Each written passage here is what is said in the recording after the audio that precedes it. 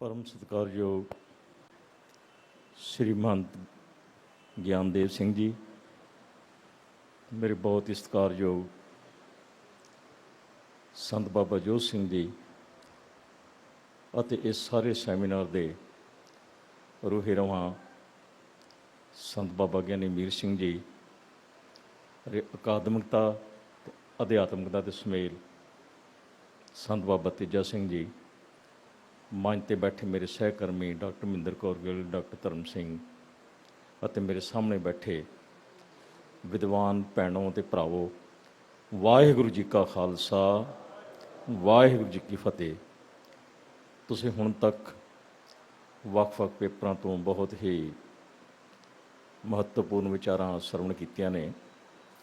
मैं कुछ विचारां तुहाडे नाल साਂਝੀਆਂ करनियां कि सिख संप्रदावां दा भूत की सी, वर्तमान की है ते भविख की है, ते इन्हां दा स्वरूप ते संदर्भ की है। कोशिश मेरी होएगी कि मैं निर्धारित समय 'ਚ अपनी गल जिहड़ी हैगी है वो पूरी कर दियां। मैं इहदे 'ਚ 3-4 ਜਿਹੜੀਆਂ ਹੈਗੀਆਂ ਗੱਲਾਂ ਨੂੰ ਛੋਹਿਆ कि असल ਵਿੱਚ ਸੰਪਰਦਾ ਬਣਾਉਣ ਦੀ ਲੋੜ ਕਦੋਂ ਪੈਂਦੀ ਹੈ। ਦੂਜੀ ਗੱਲ, ਸੰਪਰਦਾ ਬਣਦੀ ਕਿਵੇਂ ਆ। ਤੀਜੀ ਗੱਲ ਜਿਹੜੀ ਹੈਗੀ ਹੈ, ਇਹ ਸੰਪਰਦਾਵਾਂ ਕਰਦੀਆਂ ਕੀ ਨੇ। ਇਹ ਤਿੰਨ ਗੱਲਾਂ ਨੂੰ ਮੈਂ ਆਪਣੇ ਇਸ ਪੇਪਰ ਦੇ ਵਿੱਚ ਵਿਚਾਰਨ ਦਾ ਯਤਨ ਕੀਤਾ। ਅਸਲ 'ਚ ਮੈਂ ਸਮਝਦਾ ਕਿ ਜਦੋਂ ਵੀ ਕੋਈ ਵਿਚਾਰਧਾਰਾ ਉਸ ਦਾ ਵਿਕਾਸ ਕਰਨਾ ਹੋਵੇ ਤਾਂ ਉਸ ਦੇ ਵਿਕਾਸ ਵਾਸਤੇ ਤੇ ਉਸ ਦੇ ਪ੍ਰਚਾਰ ਤੇ ਪ੍ਰਸਾਰ ਲਈ ਹਮੇਸ਼ਾ ਕੋਈ ਨਾ ਕੋਈ ਲੋੜ ਪੈਂਦੀ ਹੈ। ਖਾਸ ਤੌਰ 'ਤੇ ਧਰਮ ਦੇ ਖੇਤਰ ਵਿੱਚ ਇਸ ਕਾਰਜ ਲਈ ਬਹੁਤ ਸਾਰੇ ਮਹਾਂਪੁਰਸ਼ ਅੱਗੇ ਆਉਂਦੇ ਨੇ, ਹਿੱਸਾ ਵੀ ਪਾਉਂਦੇ ਨੇ, ਔਰ ਉਹਨਾਂ ਵੇਲੇ ਕੀਤੇ ਹੋਏ ਕਾਰਜ ਕਈ ਵਾਰ ਅਜਿਹੇ ਹੁੰਦੇ ਨੇ ਜਿਹੜੇ ਕਿ ਉਸ ਵਿਚਾਰਧਾਰਾ ਨੂੰ ਵਿਕਸਿਤ ਕਰਦੇ ਨੇ, ਪਰ ਕਈ ਵਾਰ ਕਈ ਮਹਾਂਪੁਰਸ਼ ਅਜਿਹੇ ਘੁਸਬੈਠ ਕਰ ਜਾਂਦੇ ਨੇ ਜਿਹੜੇ ਕਿ ਉਹਨਾਂ ਉਸ ਵਿਚਾਰਧਾਰਾ ਦੇ ਵਿੱਚ ਰੁਕਾਵਟਾਂ ਵੀ ਪੈਦਾ ਕਰ ਦਿੰਦੇ ਨੇ। ਬੇਸ਼ੱਕ ਇਹਨਾਂ ਮਹਾਂਪੁਰਸ਼ਾਂ ਦਾ ਮੁੱਖ ਉਦੇਸ਼ ਤਾਂ ਹੁੰਦਾ ਆਪੋ ਆਪਣੇ ਮਤ ਦਾ ਵਿਕਾਸ ਕਰਨਾ, ਪਰ ਉਹਨਾਂ ਦੀ ਨਿੱਜ ਸ਼ਖਸੀਅਤ ਦੀ ਜੀਵਨ ਸ਼ੈਲੀ ਉਸ ਵਿਚਾਰਧਾਰਾ ਨੂੰ ਪ੍ਰਚਾਰਨ ਅਤੇ ਪ੍ਰਸਾਰਨ, ਉਹਨੂੰ ਉਸਾਰਨ, ਉਹਨੂੰ ਸਵਾਰਨ ਅਤੇ ਉਹਨੂੰ ਸ਼ਿੰਗਾਰਨ ਵਿੱਚ ਮਹੱਤਵਪੂਰਨ ਰੋਲ ਅਦਾ ਕਰਦੀ ਹੈ। ਜੇਕਰ ਉਸ ਮਹਾਂਪੁਰਸ਼ ਦੀ ਨਿੱਜ ਜੀਵਨ ਸ਼ੈਲੀ ਉਸ ਵਿਚਾਰਧਾਰਾ ਦੇ ਅਨੁਕੂਲ ਨਹੀਂ, ਪ੍ਰਤੀਕੂਲ ਹੈ, ਤਾਂ ਉਹ ਵਿਚਾਰਧਾਰਾ ਜਿਹੜੀ ਕਿ ਸ਼ੁਰੂ ਕੀਤੀ ਹੁੰਦੀ ਹੈ ਉਸ ਦਾ ਠੀਕ ਪ੍ਰਸੰਗ ਵਿੱਚ ਪ੍ਰਚਾਰ ਅਤੇ ਪ੍ਰਸਾਰ ਨਹੀਂ ਕਰ ਸਕਦੀ। ਇਸ ਲਈ ਜਿਸ ਵੇਲੇ ਗੁਰੂ ਨਾਨਕ ਪਾਤਸ਼ਾਹ ਨੇ ਸਿੱਖ ਧਰਮ ਦੀ ਨੀਂਹ ਰੱਖੀ ਸੀ ਤਾਂ ਉਸ ਤੋਂ ਪਹਿਲੇ ਦਾ ਜਿਸ ਅਸੀਂ ਪੂਰਵ ਸਮਾਜ ਦੇਖਦੇ ਹਾਂ, ਉਸ ਵੇਲੇ ਦਾ ਮਨੁੱਖ ਟੁੱਟਿਆ ਹੋਇਆ, ਇੱਕ ਦੂਜੇ ਨਾਲ ਕੋਈ ਸਾਂਝ ਨਹੀਂ, ਅਤੇ ਮਾਨਵੀ ਸਮਾਜ ਕੇਵਲ ਟੁੱਟਿਆ ਹੋਇਆ ਨਹੀਂ ਬਲਕਿ ਬਿਖਰਿਆ ਹੋਇਆ ਸੀ। ਉਸ ਨੂੰ ਇੱਕ ਸੁਰ ਕਰਨ ਲਈ, ਇੱਕ ਸੁਰਤਾ ਪ੍ਰਦਾਨ ਕਰਨ ਲਈ, ਇਕੱਠਿਆਂ ਕਰਨ ਲਈ ਜੋ ਵਿਚਾਰਧਾਰਾ ਗੁਰੂ ਨਾਨਕ ਪਾਤਸ਼ਾਹ ਨੇ ਆਰੰਭ ਕੀਤੀ ਸੀ, ਉਹਦੇ ਪ੍ਰਚਾਰ ਅਤੇ ਪ੍ਰਸਾਰ ਦੀ ਵੀ ਲੋੜ ਸੀ। ਉਹਦੇ ਪ੍ਰਚਾਰ ਅਤੇ ਪ੍ਰਸਾਰ ਵਾਸਤੇ ਇੱਕ ਤਾਂ ਸਾਡੇ ਸਾਹਮਣੇ ਸਾਰੀ ਗੁਰ ਪ੍ਰਣਾਲੀ ਹੈ, ਗੁਰੂ ਪਰੰਪਰਾ ਹੈ। ਗੁਰੂ ਅੰਗਦ ਦੇਵ ਜੀ ਮਹਾਰਾਜ ਤੋਂ ਲੈ ਕੇ 10ਵੇਂ ਪਾਤਸ਼ਾਹ ਤੱਕ, ਸ੍ਰੀ ਗੁਰੂ ਗ੍ਰੰਥ ਸਾਹਿਬ ਜੀ ਦੀ ਰਚਨਾ ਤੱਕ, ਇਹਦੀ ਸੰਪਾਦਨਾ ਤੱਕ, ਗੁਰਤਾ ਗੱਦੀ ਦਿਵਸ ਤੱਕ। ਪਰ ਦੂਜੀ ਜਿਹੜੀ ਹੈਗੀ ਸਾਡੇ ਪਾਸੇ ਇਸ ਪ੍ਰਚਾਰ ਅਤੇ ਪ੍ਰਸਾਰ ਦੀ ਨਿੱਘਰ ਭੂਮਿਕਾ ਨਿਭਾਉਣ ਵਾਲੀਆਂ ਇਹ ਉਹ ਸੰਪਰਦਾਵਾਂ ਨੇ, ਜਿਨ੍ਹਾਂ 'ਚੋਂ ਪਹਿਲੀ ਸੰਪਰਦਾ ਜਿਹੜੀ ਹੈਗੀ ਹੈ ਉਹ ਉਦਾਸੀ ਸੰਪਰਦਾ, ਉਸ ਤੋਂ ਬਾਅਦ ਨਿਰਮਲ ਸੰਪਰਦਾ, ਫਿਰ ਸਾਡੇ ਪਾਸ ਇਹ ਸੇਵਾਪੰਥੀ ਸੰਪਰਦਾ ਜਿਹੜੀ ਹੈਗੀ ਆ, ਇਹ ਜਿਹੜੀ ਹੈਗੀ ਆ ਸਾਡੇ ਸਾਹਮਣੇ ਆਉਂਦੀ ਹੈ, ਜਿਹੜੀਆਂ ਕਿ ਗੁਰੂ ਘਰ ਵੱਲੋਂ, ਗੁਰੂ ਮਹਾਰਾਜ ਵੱਲੋਂ, ਗੁਰੂ ਮਹਿਲਾਂ ਵੱਲੋਂ ਸਥਾਪਿਤ ਹੋ ਕੇ ਆਪਣੇ ਢੰਗ ਨਾਲ ਸਿੱਖ ਧਰਮ ਦਾ ਪ੍ਰਚਾਰ ਤੇ ਪ੍ਰਸਾਰ ਕਰਦੀਆਂ ਨੇ। ਔਰ ਵਿਸ਼ੇਸ਼ਤਾ ਇਹ ਹੈ ਕਿ ਇਹਨਾਂ ਤਿੰਨਾਂ ਸੰਪਰਦਾਵਾਂ ਦਾ ਪ੍ਰਚਾਰ ਤੇ ਪ੍ਰਸਾਰ ਦਾ ਜਿਹੜਾ ਧੁਰਾ ਹੈ ਉਹ ਗੁਰਮਤ ਹੈ। ਗੁਰਮਤ ਨਾਲੋਂ ਇਹ ਵਿਚਾਰਧਾਵਾ ਜਿਹੜੀਆਂ ਹਨ ਸੰਪਰਦਾਵਾਂ ਦੀ, ਇਹ ਟੁੱਟਦੀਆਂ ਨਹੀਂ, ਇਹ ਉਹਨੂੰ ਨਾਲ ਲੈ ਕੇ ਚੱਲਦੀਆਂ ਨੇ। ਜਿਸ ਵੇਲੇ ਵੀ ਕੋਈ ਵੀ ਸੰਪਰਦਾ ਜਾਂ ਕੋਈ ਮਹਾਂਪੁਰਸ਼ ਜਾਂ ਕੋਈ ਸ਼ਖਸੀਅਤ ਇਸ ਤਰ੍ਹਾਂ ਦਾ ਕਾਰਜ ਕਰਦੀ ਹੈ ਤਾਂ ਉਸ ਦੇ ਕੀਤੇ ਹੋਏ ਕਾਰਜ ਵਿੱਚੋਂ ਹੀ ਸੇਧ ਲੈ ਕੇ, ਜੇਕਰ ਉਸ ਸੇਧ ਦਾ ਸੰਬੰਧ ਮਾਨਵ ਸਮਾਜ ਦੀ ਕਲਿਆਣਤਾ ਨਾਲ ਹੁੰਦਾ ਹੈ ਤਾਂ ਉੱਥੋਂ ਫਿਰ ਸੰਪਰਦਾ ਜਿਹੜੀ ਹੈਗੀ ਆ ਉਹ ਜਿਹੜੀ ਹੈ ਉਹ ਪੈਦਾ ਹੁੰਦੀ ਹੈ। ਇਸ ਕਰਕੇ ਇਹ ਜਿਹੜੀਆਂ ਤਿੰਨੇ ਸੰਪਰਦਾਵਾਂ ਨੇ, ਉਦਾਸੀ ਸੰਪਰਦਾ, ਨਿਰਮਲ ਸੰਪਰਦਾ ਤੇ ਸੇਵਾਪੰਥੀ ਸੰਪਰਦਾ, ਮੈਂ ਸਮਝਦਾ ਕਿ ਸਿੱਖ ਧਰਮ ਦਾ ਅਜਿਹਾ ਇਹ ਰੁੱਖ ਨੇ ਜਿਨ੍ਹਾਂ ਨੇ ਸਿੱਖ ਧਰਮ ਦੇ ਪ੍ਰਚਾਰ ਤੇ ਪ੍ਰਸਾਰ ਨੂੰ ਪ੍ਰਫੁੱਲਤ ਕਰਨ ਲਈ ਅਤੇ ਸਿੱਖੀ ਨੂੰ ਰਿਸ਼ਟ ਪੁਸ਼ਟ ਰੱਖਣ ਵਾਸਤੇ ਬਹੁਤ ਵੱਡਾ ਨਿੱਘਰ ਯੋਗਦਾਨ ਪਾਇਆ। ਹੁਣ ਇੱਕ ਸਵਾਲ ਪੈਦਾ ਹੁੰਦਾ ਹੈ ਕਿ ਜੇ ਇਹਨਾਂ ਦਾ ਐਡਾ ਮਹਾਨ ਯੋਗਦਾਨ ਹੈ ਤੇ ਫਿਰ ਇਹਨਾਂ ਨੂੰ ਵੱਖਰਾ ਕਿਉਂ ਮੰਨਿਆ ਜਾਂਦਾ? ਕਿਉਂਕਿ ਬੇਸਿਕਲੀ ਮੈਂ ਧਰਮ ਦੇ ਦਾ ਵਿਦਿਆਰਥੀ ਹਾਂ ਤੇ ਟੀਚਰ ਵੀ ਹਾਂ। ਜਿਸ ਵੇਲੇ ਅਸੀਂ ਇਹ ਇੱਕ ਕੋਰਸ ਨਵਾਂ ਸ਼ੁਰੂ ਕੀਤਾ ਸੀ 2 ਸਾਲਾ ਸਿੱਖ ਧਰਮ ਗਿਆਨ ਪੱਤਰ ਵਿਹਾਰ ਕੋਰਸ, ਉਹਦੇ 'ਚ ਵਿਸ਼ੇਸ਼ ਤੌਰ 'ਤੇ ਇੱਕ ਪੇਪਰ ਰੱਖਿਆ ਸੀ ਕਿ ਸਿੱਖ ਸੰਪਰਦਾਵਾਂ ਉਹ ਜਿਨ੍ਹਾਂ ਨੇ ਸਿੱਖ ਧਰਮ ਦੇ ਪ੍ਰਚਾਰ ਤੇ ਪ੍ਰਸਾਰ ਲਈ ਪੋਜ਼ੀਟਿਵ ਰੋਲ ਅਦਾ ਕੀਤਾ, ਅਤੇ ਉਹ ਸੰਪਰਦਾਵਾਂ ਜਿਨ੍ਹਾਂ ਨੇ ਸਿੱਖ ਧਰਮ ਦੇ ਪ੍ਰਚਾਰ ਤੇ ਪ੍ਰਸਾਰ ਵਾਸਤੇ ਰੁਕਾਵਟਾਂ ਖੜੀਆਂ ਕੀਤੀਆਂ ਨੇ। ਇੱਕ ਪਾਸੇ ਕਿਉਂਕਿ ਜਿਵੇਂ ਸਵੇਰੇ ਮੇਰੇ ਵੱਡੇ ਵੀਰ ਡਾਕਟਰ ਜੋਤ ਵੀ ਕਹਿ ਕੇ ਗਏ ਨੇ ਕਿ ਜਦੋਂ ਤੱਕ ਅਸੀਂ ਇੱਕ ਦੂਜਾ ਪੱਖ ਨਹੀਂ ਸਾਹਮਣੇ ਰੱਖਾਂਗੇ, ਸਾਨੂੰ ਜਿਹੜਾ ਹੈਗਾ ਉਹ ਚਾਨਣਾ ਪੱਖ ਪੂਰੀ ਤਰ੍ਹਾਂ ਅਸੀਂ ਉਸ ਨੂੰ ਉਜਾਗਰ ਨਹੀਂ ਕਰ ਸਕਦੇ। ਹੁਣ ਜਿਹੜਾ ਰੋਲ ਨੈਗੇਟਿਵ ਸੰਪਰਦਾਵਾਂ ਨੇ ਸਿੱਖ ਧਰਮ ਦੇ ਪ੍ਰਚਾਰ ਤੇ ਪ੍ਰਸਾਰ ਵਾਸਤੇ ਅਦਾ ਕੀਤਾ, ਉਹਨੂੰ ਸਨਮੁਖ ਰੱਖ ਕੇ ਹੀ ਅਸੀਂ ਉਸ ਪੇਪਰ ਵਿੱਚ ਸਿੱਖ ਧਰਮ ਦੀਆਂ ਇਹ ਸੰਪਰਦਾਵਾਂ ਜਿਹਦੇ 'ਚ ਉਦਾਸੀ ਹੈ, ਨਿਰਮਲੇ ਸੰਪਰਦਾ ਹੈ ਔਰ ਸੇਵਾਪੰਥੀ ਸੰਪਰਦਾ ਹੈ, ਨਿਹੰਗ ਸਿੰਘ ਨੇ, ਇਹਨਾਂ ਦਾ ਜਿਹੜਾ ਯੋਗਦਾਨ ਹੈ ਸਿੱਖ ਧਰਮ ਦੇ ਪ੍ਰਚਾਰ ਤੇ ਪ੍ਰਸਾਰ ਵਾਸਤੇ, ਉਹ ਅਸੀਂ ਉਹਦੇ 'ਚ ਪ੍ਰਗਟਾਉਣ ਦਾ ਯਤਨ ਕੀਤਾ। ਮੇਰੇ ਤੇ ਇੱਕ ਵਿਦਿਆਰਥੀ ਨੇ ਸਵਾਲ ਕੀਤਾ ਕਿ ਫਿਰ ਇਹ ਜੇ ਵੱਖਰੀਆਂ ਨਹੀਂ ਹਨ, ਇੱਕ ਹੀ ਨੇ, ਤੇ ਇੱਕ ਸਵਾਲ ਹੁਣੇ ਉੱਠਿਆ ਸੀਗਾ ਜਿਵੇਂ ਸੇਵਾਪੰਥੀ ਸੰਪਰਦਾ ਲਈ ਕਿ ਇਹ ਭਾਈ ਕਨ੍ਹਈਆ ਜੀ ਨੇ ਸ਼ੁਰੂ ਕੀਤੀ ਹੈ ਕਿ ਗੁਰੂ ਨਾਨਕ ਪਾਤਸ਼ਾਹ ਨੇ ਸ਼ੁਰੂ ਕੀਤੀ। ਮੇਰੇ ਤੇ ਵੀ ਇਹ ਸਵਾਲ ਆਇਆ ਕਿ ਕੀ ਉਦਾਸੀ ਸੰਪਰਦਾ ਬਾਬਾ ਸ੍ਰੀ ਚੰਦ ਨੇ ਸ਼ੁਰੂ ਕੀਤੀ ਹੈ ਜਾਂ ਗੁਰੂ ਨਾਨਕ ਪਾਤਸ਼ਾਹ ਨੇ ਸ਼ੁਰੂ ਕੀਤੀ ਹੈ? ਕਿਉਂਕਿ ਭਾਈ ਗੁਰਦਾਸ ਜੀ ਦਾ ਕਥਨ ਹੈ ਕਿ ਬਾਬੇ ਭੇਖ ਬਣਾਇਆ, ਉਦਾਸੀ ਕੀ ਹੈ ਰੀਤ ਚਲਾਈ। ਸਵਾਲ ਮੇਰੇ ਵਾਸਤੇ ਇੱਕਦਮ ਬੜਾ ਕਠਿਨ ਸੀ। ਮੈਨੂੰ ਉਸ ਵੇਲੇ ਕੋਈ ਤੁਰਤ ਫੁਰ ਜਵਾਬ ਨਹੀਂ ਸੁੱਝਿਆ। ਮੈਂ ਕਿਉਂਕਿ ਪ੍ਰੌੜ ਵਿਦਿਆਰਥੀ ਸਨ, ਮੈਨੂੰ ਜਵਾਬ ਦਿੱਤਾ, ਮੈਂ ਸਰਾਸਾ ਮੈਂ ਤੁਹਾਨੂੰ ਇਹਦਾ ਜਵਾਬ ਕੱਲ੍ਹ ਦਿਆਂਗਾ। ਮਨ 'ਚ ਮੇਰੇ ਵੀ ਉਤਕੰਠਾ ਪੈਦਾ ਹੋਈ ਕਿ ਵਾਕਿਆ ਹੀ ਜੇ ਭਾਈ ਗੁਰਦਾਸ ਜੀ ਨੇ ਇਹ ਲਿਖਿਆ ਹੈ ਕਿ ਗੁਰੂ ਨਾਨਕ ਸਾਹਿਬ ਨੇ ਉਦਾਸੀ ਦੀ ਰੀਤ ਚਲਾਈ ਹੈ, ਉਹ ਗਲਤ ਤਾਂ ਲਿਖ ਨਹੀਂ ਸਕਦੇ। ਪਰ ਇਹਦਾ ਕੀ ਮਤਲਬ ਕਿ ਕਾਰਨ ਕੀ ਹੋ ਸਕਦਾ? ਬੜਾ ਸੋਚਿਆ, ਘਰ ਜਾ ਕੇ ਜਿੰਨੀਆਂ ਕਿ ਮੈਗਜ਼ੀਨ ਸੀ ਉਹਦੇ 'ਚ ਲਿਖਿਆ ਹੋਇਆ ਸੀ ਕਿ ਡੈਡੀਕੇਸ਼ਨ ਅਤੇ ਕਮਿਟਮੈਂਟ ਅਜਿਹੇ ਟੂਲਸ ਨੇ ਜੋ ਸਫਲਤਾ ਦੀ ਕੁੰਜੀ ਨੇ। ਮੈਂ ਕਿਹਾ ਗੱਲ ਤਾਂ ਠੀਕ ਹੈ। ਫਿਰ ਦੁਬਾਰਾ ਮੈਂ ਸਾਰੀਆਂ ਸੰਪਰਦਾਵਾਂ ਪੜ੍ਹੀਆਂ, ਖਾਸ ਤੌਰ 'ਤੇ ਉਦਾਸੀ ਸੰਪਰਦਾ ਬਾਰੇ। ਉੱਥੋਂ ਇੱਕ ਸੂਤਰ ਲੱਭਿਆ। ਭਾਈ ਗੁਰਦਾਸ ਨੇ ਬਿਲਕੁਲ ਠੀਕ ਲਿਖਿਆ ਕਿ ਉਦਾਸੀ ਸੰਪਰਦਾ ਦੀ ਰੀਤ ਜਿਹੜੀ ਹੈਗੀ ਹੈ ਉਹ ਵਾਕਿਆ ਭਾਈ ਗੁਰੂ ਨਾਨਕ ਸਾਹਿਬ ਨੇ ਹੀ ਸ਼ੁਰੂ ਕੀਤੀ ਹੈ। ਹੁਣ ਸਵਾਲ ਹੈ ਵੀ ਕਿਵੇਂ ਕੀਤੀ ਹੈ, ਕਿਉਂ ਕੀਤੀ ਹੈ?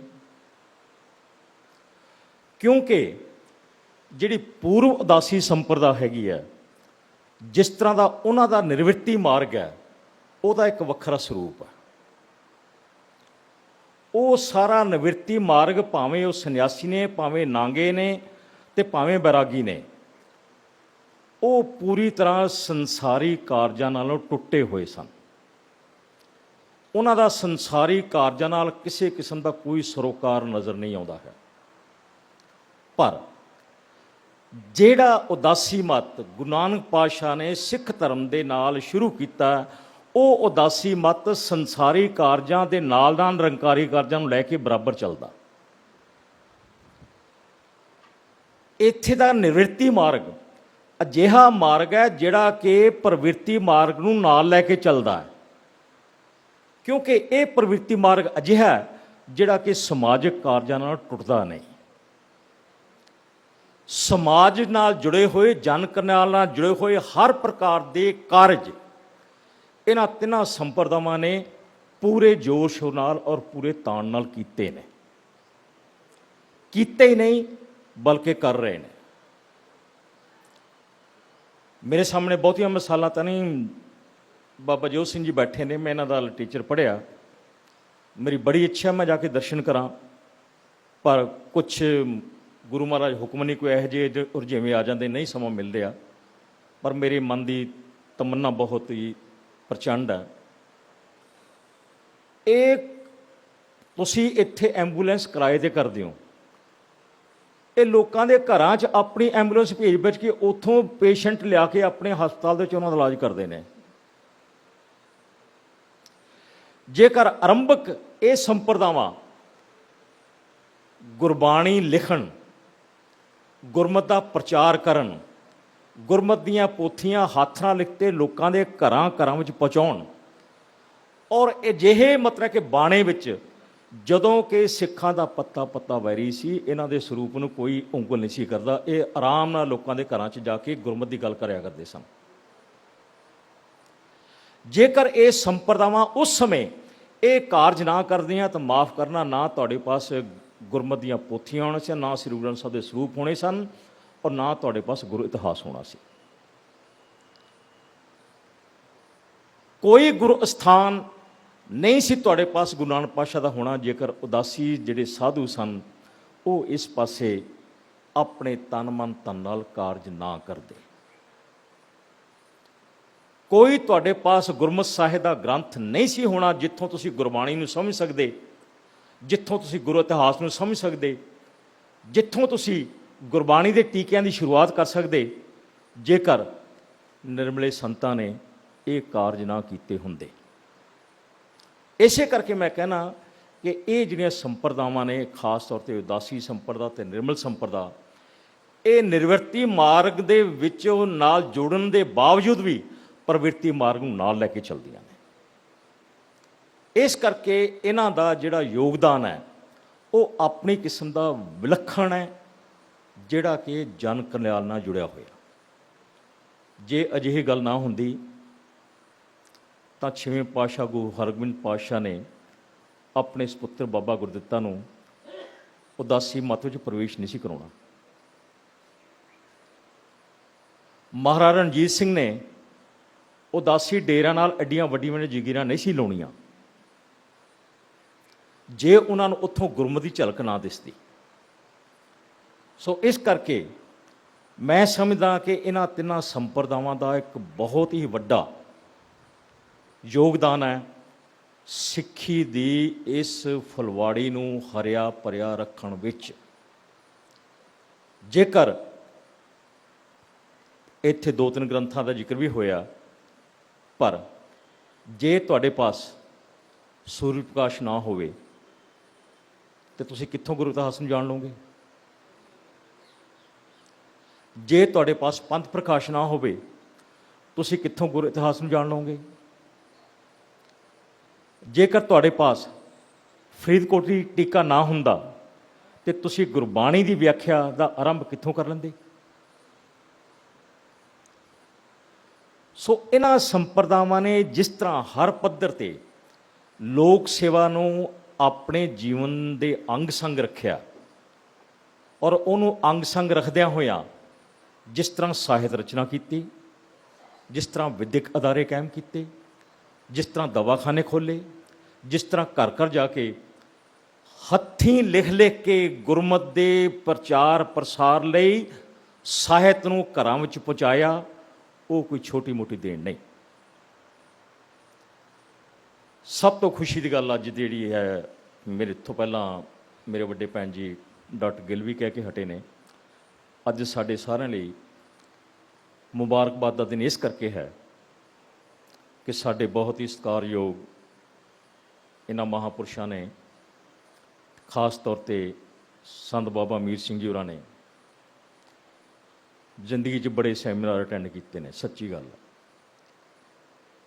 ਉਦਾਸੀ ਮਤ ਦੇ ਵੱਖਰੇ, ਨਿਰਮਲਾਂ ਦੇ ਵੱਖਰੇ, ਸੇਵਾ ਪੰਥੀਆਂ ਦੇ ਵੱਖਰੇ, ਬਾਕੀ ਸੰਪਰਦਾਵਾਂ ਦੇ ਵੱਖਰੇ। ਕਈਆਂ ਨੂੰ PhD ਵੀ ਕਰਾਈਆਂ, ਡੈਜ਼ੀਟੇਸ਼ਨ ਵੀ ਕਰਾਏ ਨੇ, ਕਈਆਂ ਨੇ ਵੈਲੀਊਏਟ ਵੀ ਕੀਤੇ ਨੇ। ਪਰ ਆਹ ਜ਼ਿੰਦਗੀ 'ਚ ਪਹਿਲੀ ਵਾਰ ਮੌਕਾ ਮਿਲਿਆ ਕਿ ਤਿੰਨੇ ਸੰਪਰਦਾਵਾਂ ਦਾ ਜਿਹੜਾ ਹੈਗਾ ਅਵਲੋਕਨ ਇੱਕ ਮੰਚ 'ਤੇ ਹੋ ਰਿਹਾ। ਜਿਹੜੀ ਗੱਲ ਡਾਕਟਰ ਗਿੱਲ ਵੀ ਕਹਿ ਕੇ ਗਿਆ ਸੀ, ਧਰਮ ਦਾ ਕੰਮ ਹੁੰਦਾ ਜੋੜਨਾ। ਇਹ ਜਿਹੜੀ ਜੋੜਨ ਦੀ ਪਰੰਪਰਾ ਅੱਜ ਇੱਥੇ ਸ਼ੁਰੂ ਹੋਈ ਹੈ, ਇਹਦੇ ਲਈ ਕੋਟਾਨ ਕੋਟ ਨਮਸਕਾਰ ਹੈ ਤੁਹਾਨੂੰ ਸਾਰਿਆਂ ਨੂੰ। ਜਿਹੜੀ ਮੈਂ ਗੱਲ ਕੀਤੀ ਸੀ ਭੂਤ ਤੇ ਵਰਤਮਾਨ ਤੇ ਭਵਿੱਖ ਦੀ, ਮੈਂ ਗੱਲ ਕਰਨ ਲੱਗਿਆ ਕਿ ਇਹ ਜਿਹੜੀ ਸ਼ੁਰੂਆਤ ਹੋਈ ਆ, ਜਿਸ ਤਰ੍ਹਾਂ ਸੰਤ ਬਾਬਾ ਸੁੱਚਾ ਸਿੰਘ ਜੀ ਨੇ 1986 ਤੋਂ ਪਹਿਲਾਂ ਇੱਥੇ ਕੋਈ ਵੀ ਨਾਂ ਨਿਸ਼ਾਨ ਨਹੀਂ ਸੀਗਾ, ਪਰ ਉਹਨਾਂ ਨੇ ਇਸ ਸਥਾਨ ਨੂੰ ਕੇਵਲ ਸੰਪਰਦਾ ਨਹੀਂ ਰਹਿਣ ਦਿੱਤਾ, ਟਕਸਾਲ ਬਣਾ ਕੇ ਰੱਖਤਾ।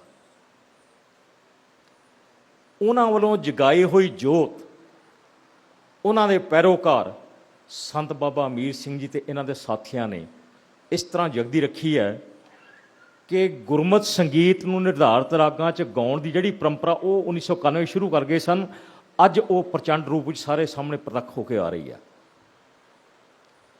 ਇਸੇ ਤਰ੍ਹਾਂ ਇਹਨਾਂ ਤਿੰਨਾਂ ਸੰਪਰਦਾਵਾਂ ਨੂੰ ਇਹ ਜਿਹੜਾ ਜੋੜਨ ਦਾ ਤੁਸੀਂ ਬੀੜਾ ਉਠਾਇਆ, ਇਸ ਕਾਰਜ ਦੀ ਜਿਹੜੀ ਹੈਗੀ ਗਰਿਮਾ, ਇਹਨੂੰ ਠੰਡਿਆ ਨਾ ਪੈਣ ਦੇਣਾ। ਸਾਡੇ ਜਿਵੇਂ ਜਿੱਥੇ ਕਿਤੇ ਤੁਸੀਂ ਕੋਈ ਵੀ ਸੇਵਾ ਲਾਓਗੇ, ਅਸੀਂ ਹਾਜ਼ਰ ਰਹਾਂਗੇ। ਪਰ ਇਹ ਜਿਸ ਤਰ੍ਹਾਂ ਤੁਸੀਂ ਉਦਮ ਕੀਤਾ, ਕਿਉਂਕਿ ਸਾਡੇ ਵੱਲੋਂ ਕੀਤਾ ਹੋਇਆ ਯਤਨ ਉਨਾ ਸਾਰਥਕ ਨਹੀਂ ਹੋਏਗਾ ਜਿੰਨਾ ਤੁਹਾਡੇ ਵੱਲੋਂ ਹੋਣਾ। ਗੁਰੂ ਨਾਨਕ ਪਾਤਸ਼ਾਹ ਨੇ ਵੀ ਇਹੀ ਕਿਹਾ ਸੀ ਨਾ, ਪ੍ਰਥਮੇ ਮਨ ਪ੍ਰਬੁੱਧ ਹੈ, ਆਪਣਾ ਪਾਛਿਆ ਵਰ ਜਾਵੇ। ਮੇਰੇ ਬੀਬਾ ਆਪਣਾ ਜਸਵਿੰਦਰ ਕੌਰ ਜੀ ਕੁਛ ਗੱਲਾਂ ਕਹਿ ਕੇ ਗਏ ਨੇ, ਉਸ ਸੰਬੰਧ 'ਚ ਜਿਹੜੀ ਭਵਿੱਖ ਦੀ ਗੱਲ ਹੈਗੀ ਹੈ, ਸਵੇਰੇ ਸਿੰਘ ਸਾਹਿਬ ਗਿਆਨੀ ਗੁਰਬਚਨ ਸਿੰਘ ਜੀ ਇੱਕ ਗੱਲ ਬੜੀ ਹੀ ਸਾਰਥਕ ਕਹਿ ਕੇ ਗਏ ਨੇ ਕਿ ਇਸ ਕੱਟੜਵਾਦ ਨੇ ਸਾਡਾ ਬਹੁਤ ਨੁਕਸਾਨ ਕੀਤਾ। ਮੈਂ ਖਿਮਾ ਮੰਗਾ, ਕੱਟੜਵਾਦ ਦੋਨੇ ਪਾਸੇ ਆ। ਜੇਕਰ ਮੁੱਖ ਧਾਰਾ 'ਚ ਹੈ ਤੇ ਇਹਨਾਂ ਸੰਪਰਦਾਵਾਂ ਦੇ ਵਿੱਚ ਵੀ ਹੈ। ਇਹ ਜਿਹੜੀ ਜੁੜਨ ਦੀ ਪਰੰਪਰਾ ਆਰੰਭ ਤੁਸੀਂ ਕੀਤੀ ਹੈ, ਇਸ ਨੂੰ ਜੋੜਦੇ ਹੀ ਰੱਖਣ ਦੀ ਲੋੜ ਹੈ, ਕਿਉਂਕਿ ਸਮੁੱਚੀ ਗੁਰਬਾਣੀ ਦੇ ਵਿੱਚ, ਕਿਉਂਕਿ ਤੁਹਾਡੇ ਪਾਸ ਗੁਰੂ ਮਹਾਰਾਜ ਨੇ ਦੋ ਚੀਜ਼ਾਂ ਬਹੁਤ ਵੱਡੀਆਂ ਬਖਸ਼ਿਸ਼ ਕੀਤੀਆਂ ਹੋਈਆਂ ਨੇ। ਤੁਹਾਡੇ ਕੋਲ ਅਕਾਦਮਿਕਤਾ ਵੀ ਹੈ ਤੇ ਅਧਿਆਤਮਿਕਤਾ ਵੀ ਹੈ। ਇਹ ਜਿਹੜਾ ਅਕਾਦਮਿਕਤਾ ਤੇ ਅਧਿਆਤਮਿਕਤਾ ਦਾ ਸੰਗਮ ਤੁਹਾਡੇ ਪਾਸ ਗੁਰੂ ਮਹਾਰਾਜ ਦੀ ਬਖਸ਼ਿਸ਼ ਨਾਲ ਹੈ, ਇਹਨੂੰ ਅੱਗੋਂ ਪ੍ਰਚਾਰਨ ਤੇ ਪ੍ਰਸਾਰਨ ਦੀ ਲੋੜ ਹੈ। ਕਿਉਂਕਿ ਸਮੁੱਚੀ ਗੁਰਬਾਣੀ ਵਿੱਚ ਮੈਨੂੰ ਕੋਈ 40-42 ਸਾਲ ਹੋ ਗਏ ਨੇ ਗੁਰਬਾਣੀ ਪੜ੍ਹਦਿਆਂ ਪੜ੍ਹਾਉਂਦਿਆਂ, ਮੈਨੂੰ ਕਿਸੇ ਵੀ ਬਾਣੀਕਾਰ ਦੀ ਬਾਣੀ ਵਿੱਚ ਡੋਗਮੈਟਿਜ਼ਮ ਤੇ ਰਿਜਿਡਿਟੀ ਨਜ਼ਰ ਨਹੀਂ ਆਈ। ਤੇ ਪਰ ਅਸੀਂ ਕੇਵਲ ਦੋ ਚੀਜ਼ਾਂ ਹੀ ਰੱਖ ਰਹੇ ਹਾਂ, ਸਾਡੇ ਪਾਸ ਹੈ ਹੀ ਡੋਗਮੈਟਿਜ਼ਮ ਤੇ ਰਿਜਿਡਿਟੀ। ਇਹਨੂੰ ਤਿਆਗਣ ਦੀ ਲੋੜ ਹੈ। ਇਹ ਤਿਆਗ ਦੀ ਭਾਵਨਾ ਜੋ ਤੁਹਾਡੇ ਅੰਦਰ ਹੈ, ਇਹਨੂੰ ਤੁਸੀਂ ਅੱਗੋਂ ਪ੍ਰਚਾਰੋ, ਪ੍ਰਸਾਰੋ, ਤੇ ਇਹੀ ਸੇਵਾ ਜਿਹੜੀ ਤੁਹਾਡੀ ਹੈਗੀ ਹੈ। ਜਿਸ ਤਰ੍ਹਾਂ ਭੂਤ ਵਿੱਚ ਇਹਨਾਂ ਸੰਪਰਦਾਵਾਂ ਨੇ ਸਿੱਖੀ ਦੀ ਫੁਲਵਾੜੀ ਨੂੰ ਮਹਿਕਦਾ ਰੱਖਿਆ ਸੀ, ਇਸੇ ਤਰ੍ਹਾਂ ਤੁਸੀਂ ਇਸ ਨੂੰ ਮਹਿਕਦਾ ਰੱਖਦੇ ਹੋ। ਦੋਵੇਂ ਧਿਰਾਂ ਨੂੰ ਕਦਮ ਵਧਾਉਣ ਦੀ ਲੋੜ ਹੈ, ਇੱਕ ਦੂਜੇ ਨਾਲ ਜੁੜਨ ਦੀ ਲੋੜ ਹੈ। ਤਾਂ ਹੀ ਗੁਰੂ ਨਾਨਕ ਪਾਤਸ਼ਾਹ ਦਾ ਲਿਆ ਹੋਇਆ ਜਿਹੜਾ ਸੁਪਨਾ ਹੈ ਉਹ ਸਾਕਾਰ ਹੋ ਸਕਦਾ। ਉਹ ਸੁਪਨਾ ਸੀ ਜਨ ਕਲਿਆਣ ਦਾ, ਮਨੁੱਖ ਨੂੰ ਮਨੁੱਖ ਤੋਂ ਦੇਵਤੇ ਬਣਾਉਣ ਦਾ। ਇੰਨੀਆਂ ਬੇਨਤੀਆਂ ਕਰਦਾ ਹਾਂ ਮੈਂ ਆਪਸ ਵਿੱਚ ਖਿਮਾ ਮੰਗਦਾ। ਵਾਹਿਗੁਰੂ ਜੀ ਕਾ ਖਾਲਸਾ, ਵਾਹਿਗੁਰੂ ਜੀ ਕੀ ਫਤਿਹ। ਬਹੁਤ ਬਹੁਤ ਧੰਨਵਾਦ ਜੀ ਡਾਕਟਰ ਜਸਵੀਰ ਸਿੰਘ ਸਾਵਰ ਜੀ ਦਾ। ਉਹਨਾਂ ਨੇ ਬੜੇ ਵਡਮੁੱਲੇ ਸੁਝਾਅ ਵੀ ਦਿੱਤੇ ਨੇ ਔਰ ਇੱਕ ਨਵੇਂ ਕਨਸੈਪਟ ਵੀ ਦਿੱਤੇ ਨੇ ਕਿ ਕਿਵੇਂ ਕਿਵੇਂ ਇਹ ਸੰਪਰਦਾਵਾਂ ਨੇ ਪ੍ਰਵਿਰਤੀ ਅਤੇ ਨਿਵਿਰਤੀ ਦੋਨਾਂ ਪੱਖਾਂ ਨੂੰ, ਦੋਨਾਂ ਰੋਲਾਂ ਨੂੰ ਪੂਰੇ ਕਰਦੇ ਹੋਏ ਸਮਾਜ ਨਾਲ ਜੋੜ ਵੀ ਰੱਖਿਆ ਔਰ ਨਾਲ ਆਪਣੇ ਜਿਹੜਾ ਅਧਿਆਤਮਕ ਖੇਤਰ ਹੈ ਉਹਦੇ ਵਿੱਚ ਵੀ ਇਹਨਾਂ ਨੇ ਆਪਣੇ ਆਪ ਨੂੰ ਪੂਰਨ ਰੱਖਿਆ। ਇਸੇ ਸਭਾ ਵਿੱਚ ਸੰਤ ਮਹਿੰਦਰ ਸਿੰਘ ਜੀ ਜਨੇਰ ਵਾਲੇ ਉਹ ਬੈਠੇ ਨੇ, ਸੰਤ ਆਤਮ ਪ੍ਰਕਾਸ਼ ਸਿੰਘ ਜੀ ਬੈਠੇ ਨੇ, ਨਿਰਮਲ ਕੁਟੀਆ ਭੂਤਾਂ ਨਵਾਂ ਸ਼ਹਿਰ ਵਾਲੇ, ਉਹਨਾਂ ਨੂੰ ਵੀ ਜੀ ਆਇਆਂ, ਉਹਨਾਂ ਦਾ ਬਹੁਤ ਬਹੁਤ ਧੰਨਵਾਦ।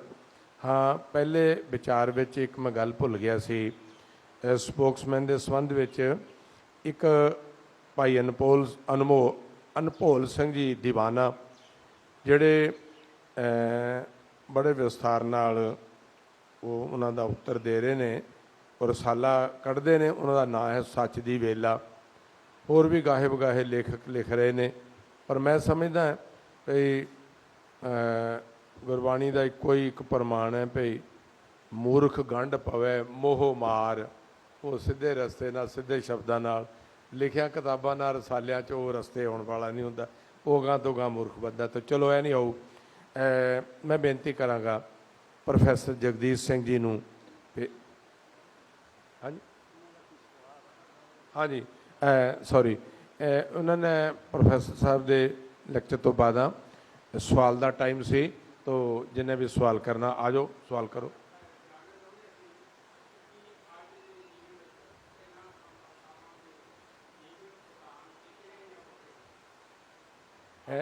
ਹਾਂਜੀ ਡਾਕਟਰ ਸਾਹਿਬ ਦਿਓ ਉੱਤਰ।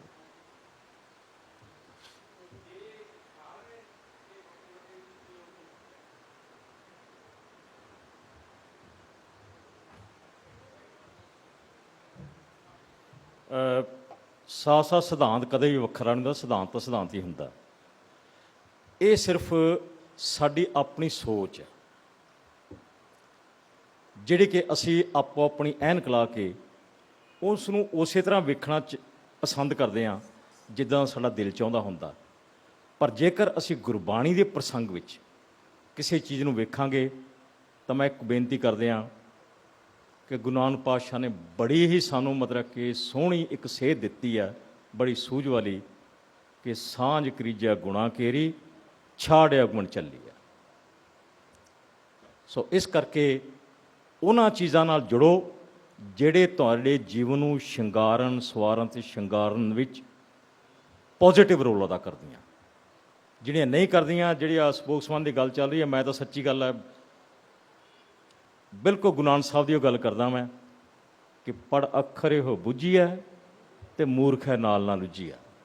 ਇਸ ਕਰਕੇ ਇਹਨਾਂ ਦਾ ਮਤਲਬ ਹੈ ਕਿ ਜਿਹੜਾ ਹੈ ਨਾ ਵਾਦ ਵਿਵਾਦ ਕਰਨ ਦੀ ਲੋੜ ਨਹੀਂ। ਇਹ ਵਿਤੰਡਵਾਦੀ ਲੋਕ ਨੇ ਜਿਹੜੀ ਸਵੇਰੇ ਡਾਕਟਰ ਸਾਹਿਬ ਗੱਲ ਦੱਸ ਕਰਕੇ ਨਾ, ਇਹਨਾਂ ਵਿਤੰਡਵਾਦੀਆਂ ਤੋਂ ਤਾਂ ਪਾਸੇ ਰਹਿਣਾ ਚੰਗਾ। ਧੰਨਵਾਦ ਹੈ ਜੀ। ਸਵਾਲ ਕੀਤਾ ਸੀ ਉਹਨਾਂ ਨੇ ਕਿ ਕੀ ਇਹ ਤਿੰਨੇ ਸੰਪਰਦਾਵਾਂ ਦਾ ਸਿਧਾਂਤ ਇੱਕ ਹੈ ਜਾਂ ਵੱਖਰਾ ਵੱਖਰਾ? ਸਿਧਾਂਤ ਤਾਂ ਇੱਕ ਹੈ।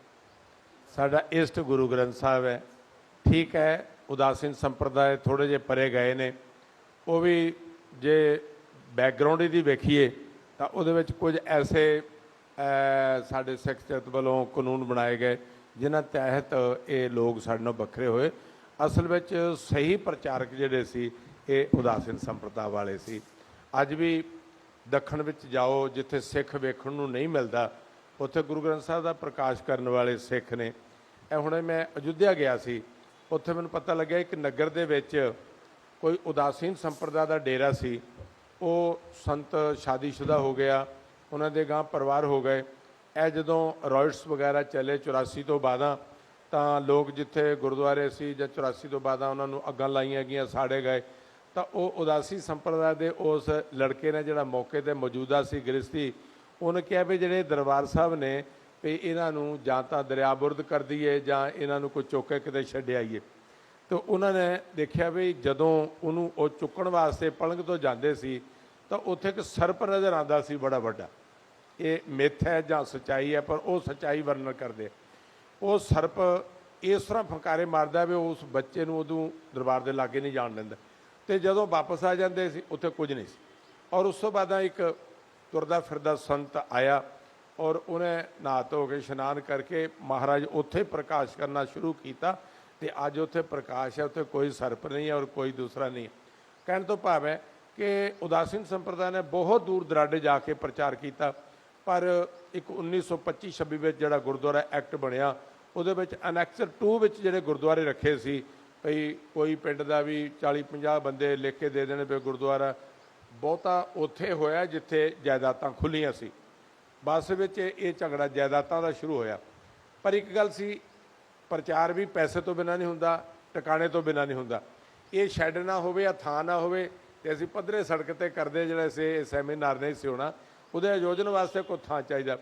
ਨਿਰਮਲੇ ਮਹਾਂਪੁਰਸ਼ਾਂ ਨੇ, ਉਦਾਸੀਨ ਮਹਾਂਪੁਰਸ਼ਾਂ ਨੇ, ਸੇਵਾ ਪੰਥੀਆਂ ਨੇ ਸਥਾਨ ਬਣਾਏ, ਉਹਨਾਂ ਦੇ ਸਥਾਨ ਦੇ ਆਸਰਤ ਹੋ ਕਰਕੇ ਉਹਨਾਂ ਨੇ ਲੋਕਾਂ ਨਾਲ ਸੰਪਰਕ ਕਰਕੇ ਤੇ ਪ੍ਰਚਾਰ ਉਹਨਾਂ ਨੇ ਸ਼ੁਰੂ ਕੀਤਾ। ਔਰ ਦੂਸਰੀ ਗੱਲ, ਸਿਧਾਂਤ ਵਿੱਚ ਕੋਈ ਫਰਕ ਨਹੀਂ, ਸਿਧਾਂਤ ਤਾਂ ਗੁਰਬਾਣੀ ਸਾਡੀ ਤਿੰਨਾਂ ਦਾ ਸਿਧਾਂਤ ਇੱਕੋ ਹੀ ਹੈ। ਅੱਜ ਵੀ ਉਦਾਸੀ ਸੰਤ ਜਿਹੜੇ ਪੰਜਾਬ ਦੇ ਸਾਰੇ ਉਹ ਗੁਰੂ ਗ੍ਰੰਥ ਸਾਹਿਬ ਦਾ ਹੀ ਪਾਠ ਕਰਦੇ ਆ, ਉਹਦੀ ਦੀਕਸ਼ਾ ਸਿੱਖਿਆ ਕਰਦੇ ਆ ਔਰ ਪੜ੍ਹਦੇ ਆ।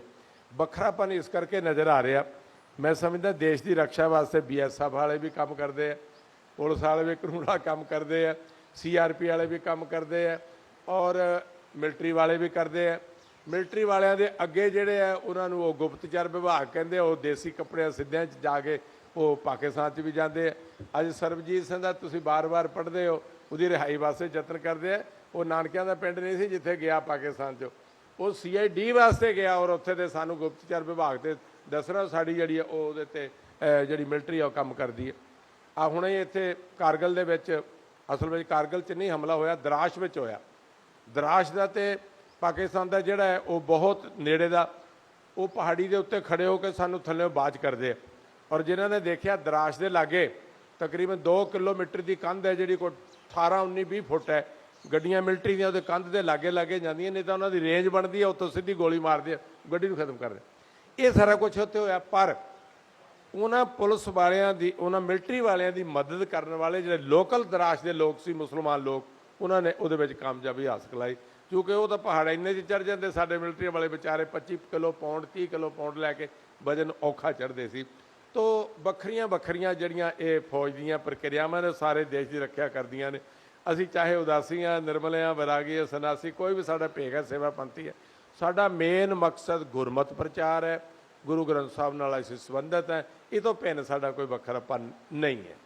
ਤੋ ਮੈਂ ਬੇਨਤੀ ਕਰਾਂਗਾ ਡਾਕਟਰ ਜਗਦੀਸ਼ ਸਿੰਘ ਜੀ ਨੂੰ, ਔਰ ਮੈਂ ਸਮਝਦਾ ਡਾਕਟਰ ਜਸਵੀਰ ਸਿੰਘ ਸਾਬਰ ਜੀ ਦਾ ਬਹੁਤ ਬਹੁਤ ਧੰਨਵਾਦ ਜੀ।